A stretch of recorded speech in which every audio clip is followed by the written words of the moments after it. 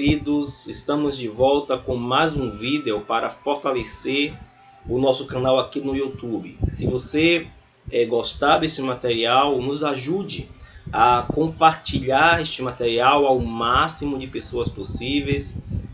Curta o nosso canal, né? Se inscreva nele, faça seu comentário, né? Ative o nosso sininho para que a gente possa estar então fortalecendo esse projeto de facilitar o acesso ao conhecimento ao máximo de pessoas possíveis.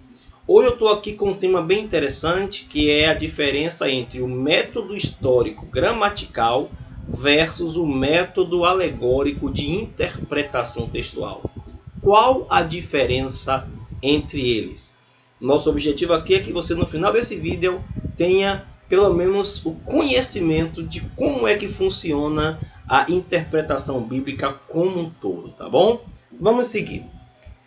O método histórico gramatical e o método alegórico, eu fiz aqui um quadro de correlação mostrando a diferença básica entre esses dois métodos, tá bom, gente? Então vamos lá compreender um pouquinho de cada método, correlacionando um com o outro. Bom, o método histórico gramatical, ponto 1.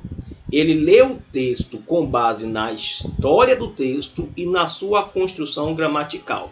Ou seja, para o método histórico gramatical, o importante é o texto, é a história do texto, o contexto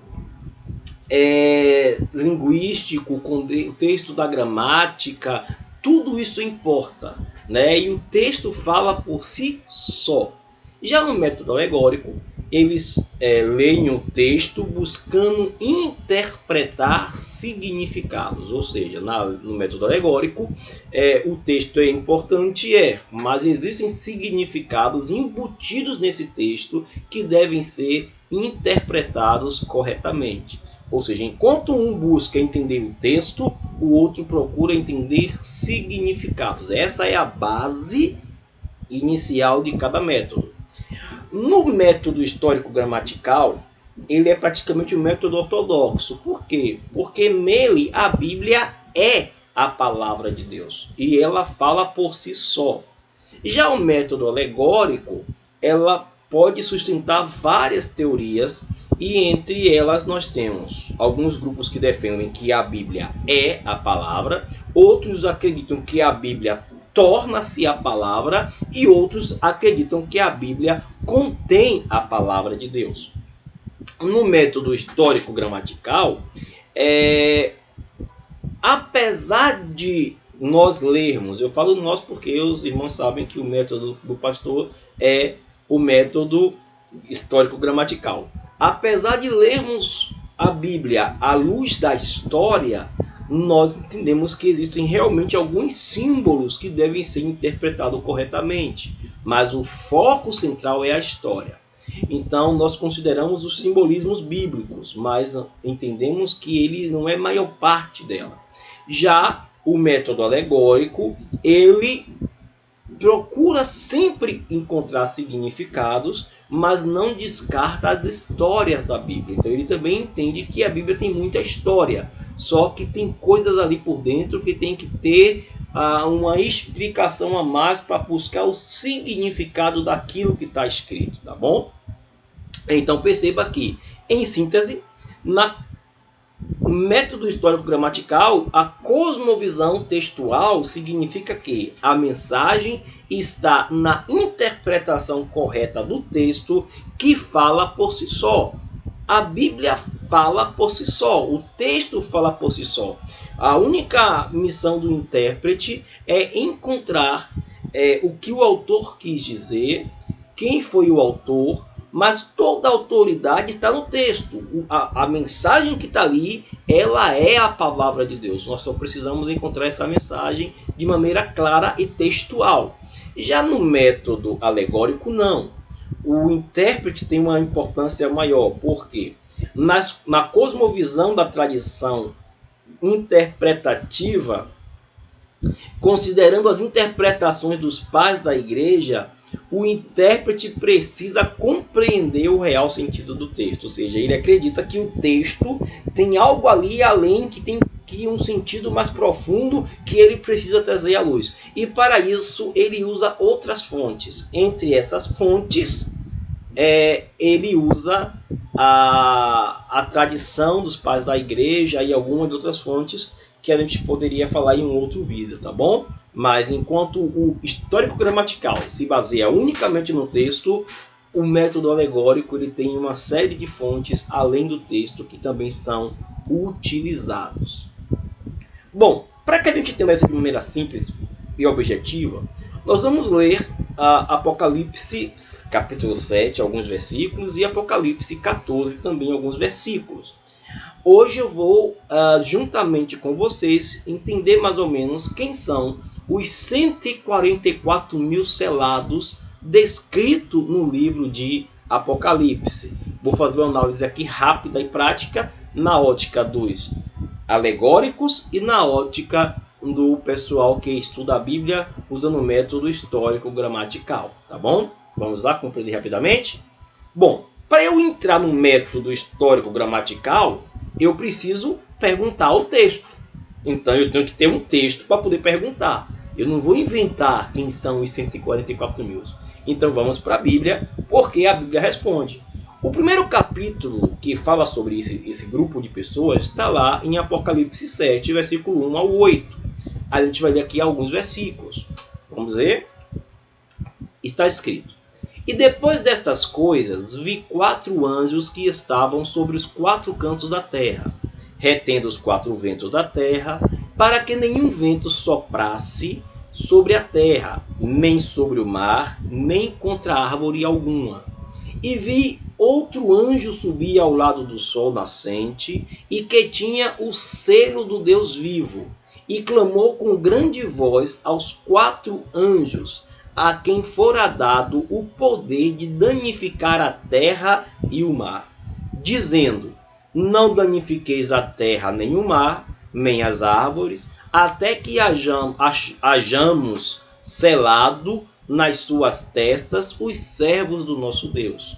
E ouvi o número dos selados, e eram 144 mil selados de todas as tribos dos filhos de Israel. E a partir daí, o texto vai continuar dizendo que de cada tribo dos filhos de Israel, Deus separou 12 mil selados. Aí fala de Judá, Benjamim, Rúben e assim sucessivamente. Agora vamos para Apocalipse 14, também lendo alguns versículos, tá bom, gente? Não vou ler todo, porque nós tentamos encurtar o vídeo da melhor maneira possível. Está escrito: E olhei, e eis que estava o Cordeiro sobre o monte Sião, e com ele 144 mil, que em suas testas tinham escrito o nome de seu Pai. E ouvi uma voz do céu, como voz de muitas águas, e como voz de um grande trovão. E ouvi uma voz de harpistas que tocavam com as suas harpas, e cantavam um cântico novo, diante do trono e diante dos 4 animais e dos anciãos. E ninguém podia aprender aquele cântico, senão os 144 mil que foram comprados da terra. Estes são os que não estão contaminados com mulheres, porque são virgens. Estes são os que seguem o Cordeiro para onde quer que vá. Estes são os que dentre os homens foram comprados como primícias para Deus e para o Cordeiro. E na sua boca não se achou engano, porque são irrepreensíveis diante do trono de Deus. E vi outro anjo voar pelo meio do céu, e tinha o evangelho eterno para proclamar aos que habitam sobre a terra, e toda nação, e tribo, e língua, e povo, dizendo com grande voz: Temei a Deus e dai-lhe glória, porque é vinda a hora do seu juízo. Mas vamos lá? O texto responde, ou seja, o método histórico gramatical vai responder a você quem são então esses 144 mil selados. O que é que nós vimos no texto? Primeiro, os 144 mil são judeus divididos por tribo. Ou seja, são 144 mil judeus divididos por cada tribo. Ou seja, de cada tribo de Israel, da nação de Israel, Deus tirou 12 mil, formando então 144 mil selados. Esses 144 mil selados judeus estarão seguindo ao Cordeiro no período da grande tribulação, proclamando a mensagem do Evangelho eterno. Perceba que o texto também fala sobre isso já em Apocalipse 14. Esses judeus vão estar lá selados no Monte de Sião, mas receberam a missão de propagar a mensagem do Evangelho eterno. Eles recebem essa mensagem e dizem às nações: temei a Deus e dá-lhe glória. Está lá no texto, o texto fala por si só. E quem são? São homens, mulheres? Aí o texto diz que são homens que não se contaminaram. Mas aqui o método histórico gramatical já pode usar um pouco de simbolismo e dizer que são pessoas santificadas. A ideia de não se contaminar ali significa que são pessoas puras, pessoas virgens, pessoas que não se envolveram com as contaminações deste mundo. Não necessariamente somente homem, mas pode ser também homens e mulheres, sendo que ambos estão dentro do povo judeu, estão dentro do judaísmo em si. Então apontam para 144 mil judeus, tá bom?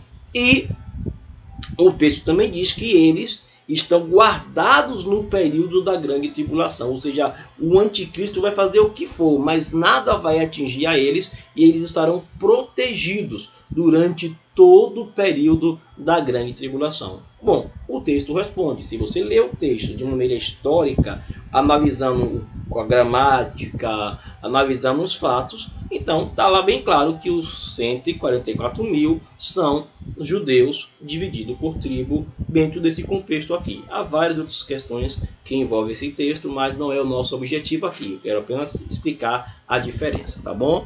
Bom, mas quando eu vou para o método alegórico, gente, já tem uma diferença. Por quê? Porque o método alegórico ele procura buscar o significado do texto, tendo como ponto de partida a própria tradição da igreja, parte dela. E por que eu coloquei aqui parte dela? Simples. Porque a igreja ela não tem em consideração os mesmos patriarcas.